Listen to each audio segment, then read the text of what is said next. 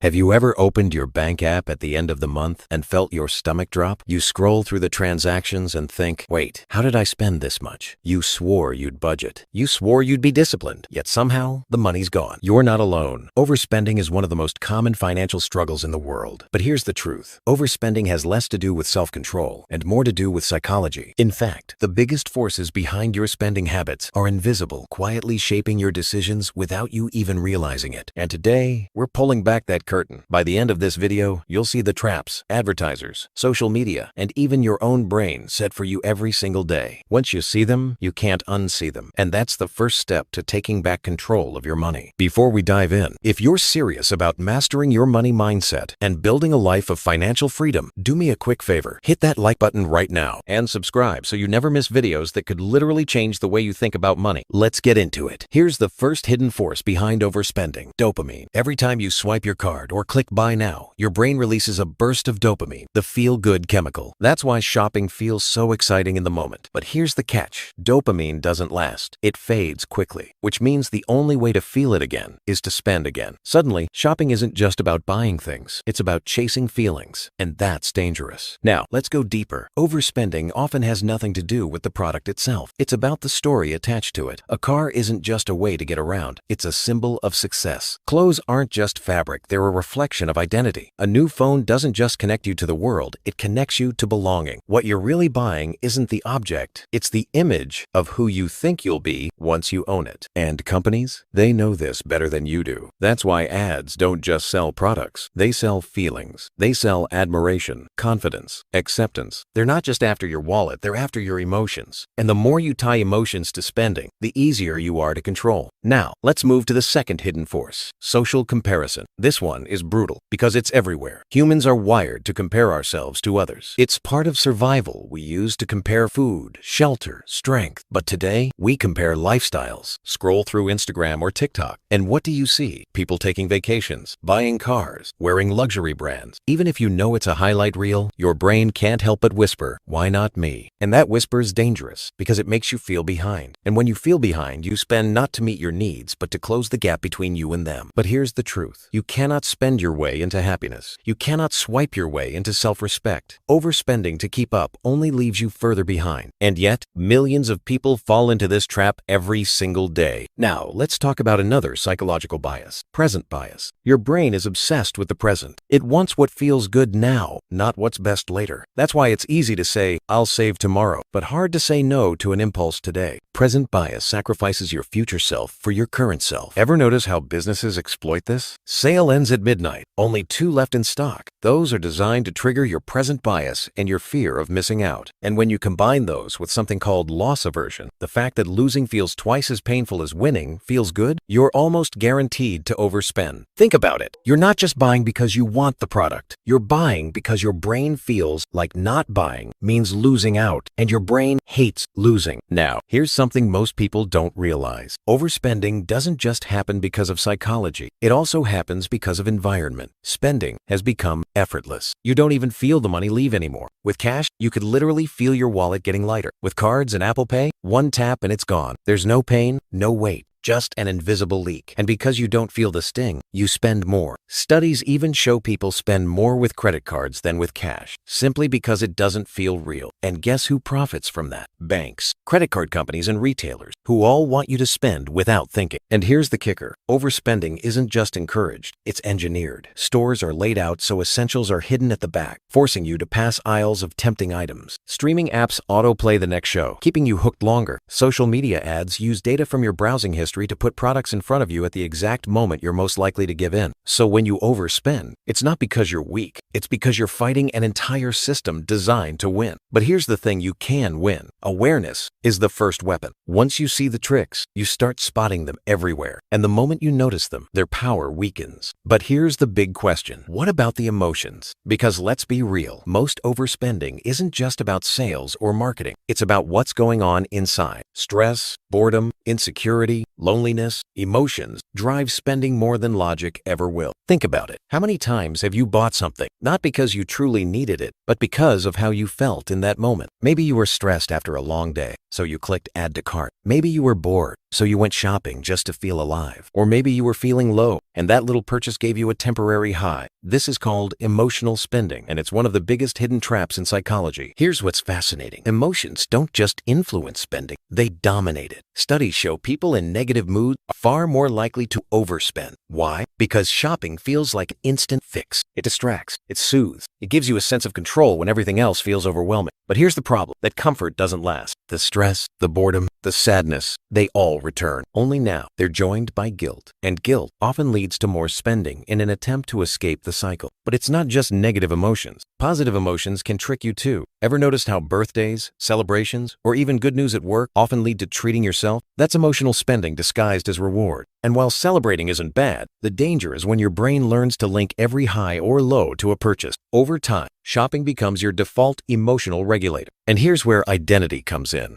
Overspending isn't just emotional, it's personal. The things you buy often represent the person you want to be. A gym membership isn't just about fitness, it's about becoming the kind of person who works out. A designer bag isn't just leather, it's proof to yourself and others that you've made it. We're constantly buying pieces of an identity, patching them together with our purchases. This is why overspending feels so hard to stop. You're not just giving up stuff, you're giving up who you think you are, or worse, who you think you're supposed to be. And that's a powerful psychological pull. But here's the truth that advertisers won't tell you. Your identity doesn't live in your credit card statement. It lives in your actions, your values, and your consistency. The person you want to be is shaped by what you do daily, not by what you swipe for on impulse. Now, let's address one of the sneakiest psychological biases of all, the sunk cost fallacy. This happens when you've already spent money on something, and you keep spending more just because you don't want the first purchase to feel wasted. Like when you buy an expensive outfit, then convince yourself you need the matching shoes, the bag, the accessories, all so that the original purchase makes sense. In reality, you're just sinking deeper, but your brain tricks you into thinking you're saving the first expense. And let's not forget anchoring. Retailers love this trick. They show you a ridiculously overpriced item. First say, a jacket for $500, then show you a cheaper one for $200. Suddenly, that $200 feels like a bargain. But if you saw it alone, you'd probably never pay that much. This is the psychology of perception, and it empties wallets every day. Here's something else to notice. Overspending isn't always loud. Sometimes it's quiet. It hides in subscriptions you forgot to cancel, in small impulse buys that don't count, in fees you overlook. One coffee here, one upgrade there, little leaks that slowly sink the ship. Psychologists call this the triviality effect. We focus on the big expenses and ignore the small ones, even though those small ones pile up fast. Now, let's pause for a second. If this is hitting home, if you're starting to see your own patterns in these psychological traps, do me a quick favor. Hit that like button. It helps more people find this video, and it tells me to keep making content that goes deep into the psychology of money. All right, let's talk about solutions. Because knowing the traps is powerful, but knowing how to break free, that's where the real change begins. The first solution is awareness. Start tracking every purchase, even the small ones. The moment you see your spending written down, it breaks the illusion that it's not that much. Suddenly, the leaks are visible, and once you see them, you can't ignore them.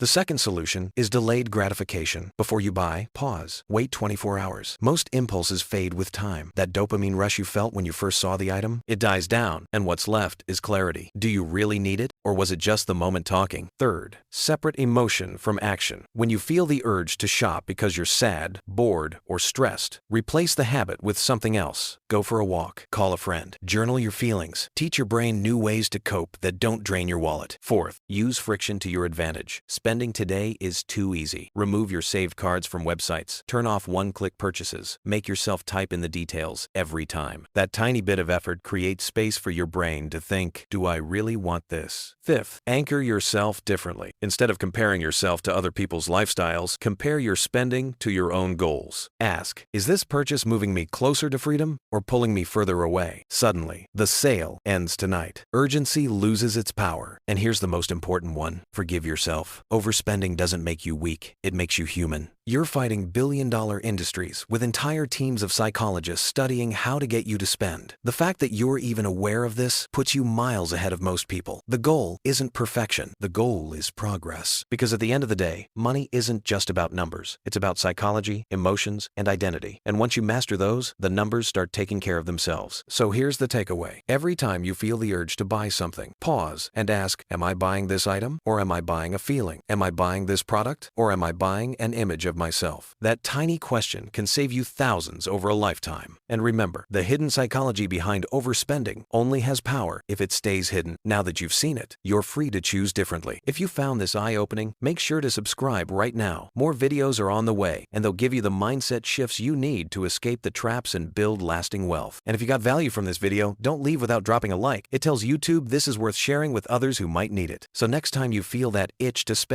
remember this: you're not chasing the product, you're chasing a feeling. And the real freedom begins when you stop letting feelings control your finances.